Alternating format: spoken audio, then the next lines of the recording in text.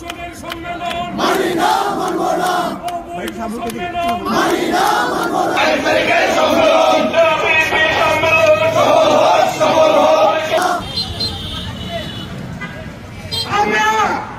একটি স্বচ্ছ পরিচ্ছন্ন একটি সম্মেলন চেয়েছি। তারিখের সম্মেলন আমাদের প্রিয় নেতা আগামী রাষ্ট্রনায়ক দেশনায়ক জনাব তারেক রহমানের সম্মেলন।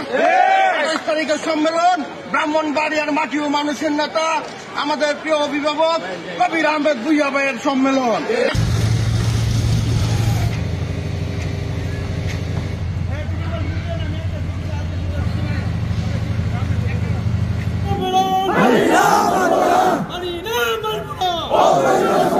এই সম্মেলনটা ঘিরে কতগুলো কমিটি করা হয়েছে, যারা বিএনপিতে কোনো অস্তিত্ব নাই, এই ধরনের লোককে আজকে ভোটার বানিয়েছে।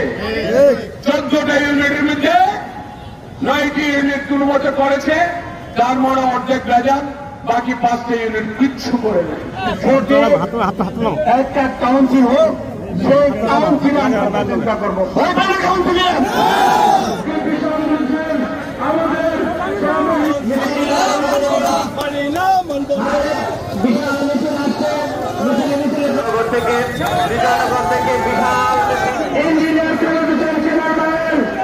ইতিহাসে একটা ঐতিহাসিক সম্মেলন ব্রাহ্মণবাড়িয়ার বুকে আমরা